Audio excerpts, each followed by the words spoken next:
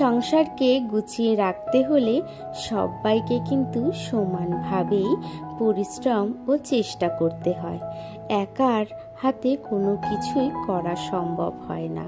রাধে রাধে বন্ধুরা, কেমন আছেন আপনারা সবাই? আশা করছি আপনারা সবাই ভালো আছেন ও সুস্থ আছেন। আমরাও বেশ ভালো আছি। আমার আরও একটি নতুন ভিডিওতে আপনাদের সবাইকে জানাই স্বাগত। আশা করছি আজকের ভিডিওটি আপনাদের বেশ ভালো লাগবে। আজ হচ্ছে সোমবার, আর এখন ঘড়ির কাঁটায় বাজে সকাল 6:45 নাগাদ। আজকে ঘুম থেকে উঠে সংসারের বাসি কাজ সমস্ত কিছু শেষ হয়ে গেছে। যেহেতু প্রত্যেকটা দিনই ভিডিওটি আমি অন করি বাসি কাজ দিয়ে, তো তাই আজকে ভাবলাম কি একটু নতুনত্ব করা যাক। বাসি কাজগুলো করা হয়ে গেছে, তারপরে হাজবেন্ডও বেরিয়ে গেছে অফিসের উদ্দেশ্যে। তো এদিকে সময় হাতে অনেকখানি আছে, আর সামনেই তো পুজো চলে এসেছে, সেই জন্য ঘরের ঝুলগুলোই আজকে ঝেড়ে নেবো ভেবেছি। এরই মধ্যে দেখছি তাতানো ঘুম থেকে উঠেছে।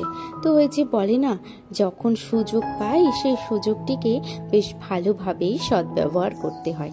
সেই রকমই তাতান উঠে যাওয়ার পরে সবার প্রথমে বিছানাটাকে আমি গুছিয়ে চলে এসেছি নিজের ঘরটিকে একেবারে পরিষ্কার করব। যেহেতু আজকে সোমবার, আর এরপরে না ওই নিজের জন্মবার, তাতানের জন্মবার এবং কি শনি মঙ্গলবার বলে বৃহস্পতিবার ঝুল ছাড়তে হয় না বলে, আর না আমার আর দিন নেই, সেই আছে শুক্রবার। তো শুক্রবারের অপেক্ষায় কিছু রাখিনি, যদি আরেক হালকা পাতলা নোংরা হয় তাহলে শুক্রবার আরেকটু ছেড়ে নেব। সেই কারণে কিন্তু সোমবারটিকে আমি ঠিক করেছি। তো ওই কারণে দেখুন সবার প্রথমেই ঝোলটাকে আমি ভালোভাবে সমস্ত ঘরে ঝেড়ে নিয়েছি। নিজের ঘরে ঝেড়েছি, বারান্দাটা দুটো ঝেড়ে নিয়েছি, এমনকি বাবুর রুমটাতেও আমি ঝেড়ে নিয়েছি। শুধু দিদিদের রুমে ছাড়া হয়নি, যেহেতু দাদা এখনো ঘুমাচ্ছে সেই কারণে। আর জানেন তো আজকে দিনটা না কারেন্ট এতটা পরিমাণে ডিস্টার্ব করছে যে কি বলবো, বারবার করে কারেন্ট চলে যাচ্ছিল। সেই কারণে এই যে ঘরের সমস্ত কিছু কিন্তু আমি পরিষ্কার করেছি, আপনাদের সাথে আর শেয়ার করতে পারিনি। প্রায় 1 ঘন্টার বেশি কারেন্ট ছিল না বাড়িতে, সেই জন্য ওই ঝুল ঝাড়ার পরে শোকেসটিকে ধরেছিলাম, হালকা পাতলা করে ক্লিন করেছি। তো প্রত্যেকটি জায়গায় হালকা পাতলা করে ক্লিন করে ঘরে ঝাড়টা দিয়ে চলে এসেছি বাইরে এসে রান্নাঘরের সামনে বেসিংটা, যেহেতু বেসিংটা দেখছি বেশ কদিন ধরে ভালোভাবে নোংরা হচ্ছে, তো সেই জন্য বেসিংটাকে এখন ধুয়েছি। ধোয়ার পরে কিন্তু চলে এসেছি রান্নাঘরে এসে কালকে কিছু বাসি বাসন ছিল, সেগুলোকে এখন ধুয়ে নেবো। তারপরে আবার কালকে একটি কেকের অর্ডার ছিল, আর আজ সকালেও একটা কেকের অর্ডার আছে। ওই জন্য কিন্তু কেকের যত সমস্ত জিনিস আছে সেগুলোকে ধোবো। তো একেবারে ভাবলাম কি সব কিছু নিয়ে এসে একেবারে কিন্তু সমস্ত কাজগুলো সেরে নেব। যেহেতু কাল রাতে কেকটি বানিয়েছি, আর কোনো রকমই কোনো জিনিস আমি ধুতে পারিনি, শরীরটা খুবই খারাপ লাগছিল। ওই সারা রাত ধরে কেক করা, তারপরে তাতানকে সামলে না আর ইচ্ছে করেনি এই বাসনগুলো ধুয়ে রাখতে, সেই জন্য সকালের অপেক্ষায় জিনিসগুলো রেখে দিয়েছি। যাই হোক, সমস্ত বাসন আমার ধোয়া হয়ে গেছে। এদিকে গ্যাসটিকেও হালকা পাতলা করে মুছে, তাকটিকে আমি ভালোভাবে মুছে সমস্ত বাসনগুলোকে এখন উঠিয়ে রেখেছি। বাসন ওঠানোর পরে বেসিনটিকেও মুছে নিয়েছি। একটু সাবান দিয়ে আজকে বেসিনটিকে ডললাম। দেখছি কালকে কেকের জিনিসগুলো রাখার পরে না ওই ক্রিমের কালারগুলো লেগে গেছিলো বেসিংয়ে, সেই জন্য বেসিনটাকে ধুয়ে সমস্ত টাইলসগুলোকে ভালোভাবে মুছে চলে গেছি হচ্ছে পরের কাজ বলতে ঘরটিকে আজকে মুছে নেব।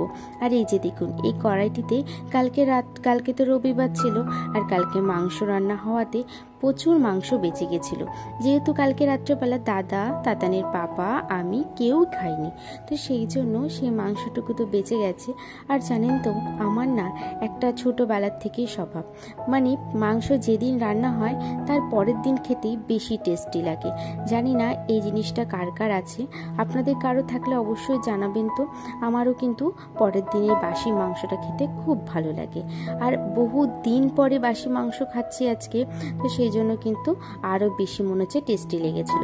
তো যাই হোক, সমস্ত কাজবাজ সেরে নিয়েছি, সারার পরে চলে এসেছি ঘরে স্নান করেই এসেছি একেবারে। স্নান সেরে এখন কি করছি, নিজের একটু কেয়ার করছি। দিকে নিজের কেয়ার করে ঠাকুর ঘরে চলে গেছিলাম।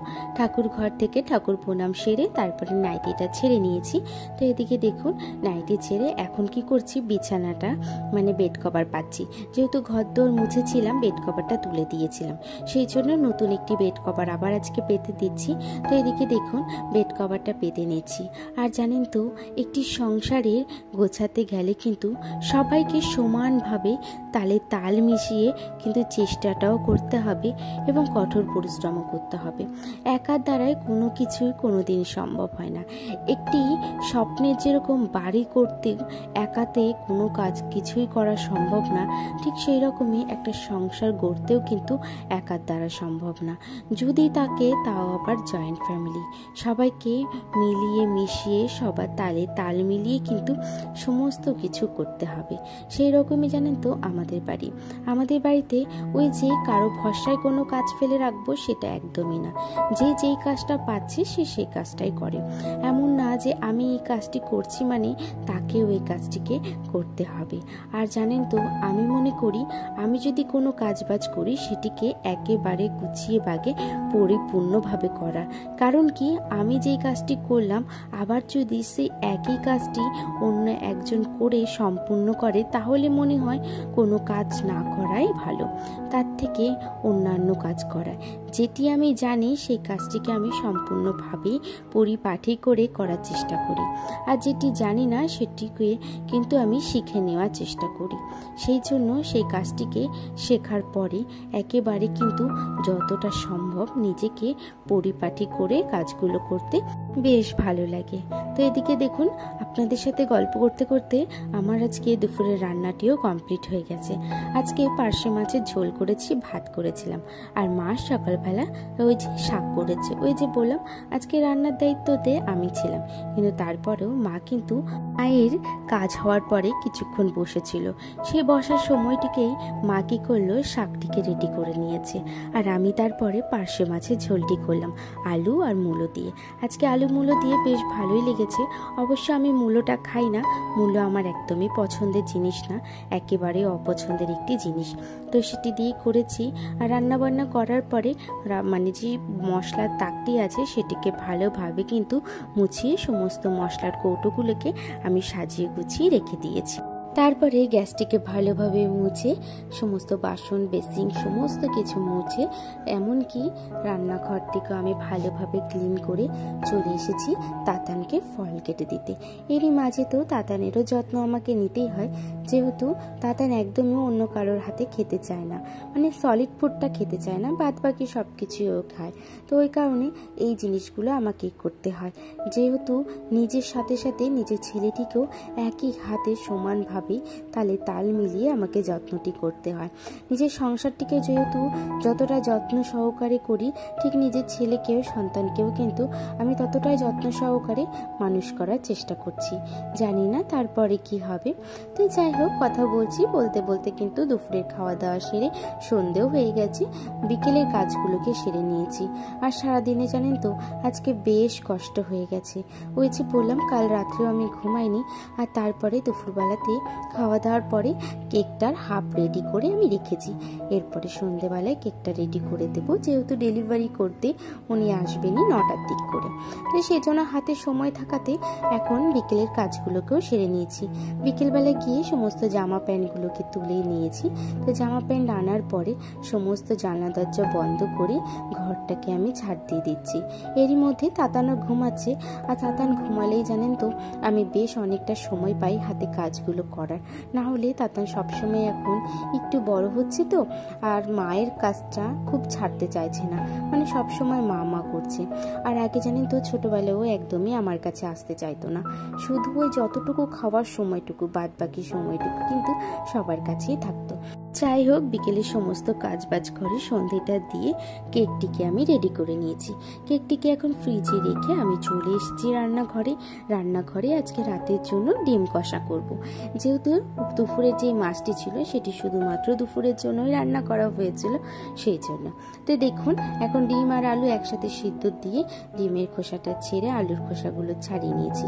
তারপরে ডিমগুলোকে বেশ ভালোভাবে আমি এখন হালকা লাল লাল করে ভেজে নিয়েছি। এদিকে আমার ডিমটি ভাজা হয়েও গেছে, আর যেহেতু আলুটা সিদ্ধ সে কারণে আমি খুব একটা আলুটাকে এখন আর ভাজবো না, একেবারেই মশলা টশলা কষিয়ে আলুগুলো দেবো। তো যেহেতু ডিমের কষা করবো সেই জন্য ফোড়নে জিরে দিয়েছি, কাঁচা জিরে, দারচিনি, এলাচ, গোলমরিচ, তেজপাতা দিয়েছি, আর একটি মাত্র শুকনো লঙ্কা দিয়েছিলাম। তারপরে কেটে রাখা পেঁয়াজগুলো দিয়েছি, পেঁয়াজগুলো একটু হালকা ভেজে আসলে রসুন বাটাটাও দিয়েছি। রসুন বাটা না, রসুনটাকে আমি থেতো করেই দিয়েছি, এখন আর রাতের জন্য বাটলাম না। তো এদিকে দেখুন, রসুনটা দেওয়ার পরে টমেটো পেস্ট আর একটুখানি পেঁয়াজ গ্রেট করা ছিল সেটাকে দিয়ে ভালোভাবে কিন্তু এই জিনিসগুলোকে ভেজে নিয়েছি। ভাজার পরে আলুটাকে দিয়ে দিয়েছি, আলু দেওয়ার পরে একটু নাড়াচাড়া করেছি, তারপরে নুন আর হলুদ দিয়ে বেশ ভালোভাবে আলুটাকে ভেজে নেব। আলু ভাজার হয়ে পড়লে সমস্ত মশলা দিয়ে জিরের গুঁড়ি, লঙ্কা বাটা, একটু সামান্য আদা বাটা দিয়েছি। দেওয়ার পরে কিন্তু আমি ভালোভাবে আলু আর মশলাটিকে কষিয়ে নেব। আলু মশলাটিকে কষানো হয়ে গেছে, দেখুন মশলাটির থেকে কিন্তু আমার তেল একেবারে ছেড়ে দিয়েছে। তো তারপরে যে ডিমগুলো ছিল সেই ডিমগুলো দিয়ে প্রায় 5 মিনিটের মতন আমি ভালোভাবে কষিয়ে নিয়েছি। এদিকে কষানোর পরে জল দিয়ে দিয়েছি, গরম জল দেওয়ার পরে ফুটে আসলে জিরের গুঁড়ো, ভাজা জিরের গুঁড়ো আর একটুখানি গরম মশলা দিয়ে হয়ে গেছে আমার ডিমের তরকারি। আর আজকের মতন ভিডিওটা আমি এখানেই শেষ করলাম। ভালো লাগে আমার পাশে থাকবেন।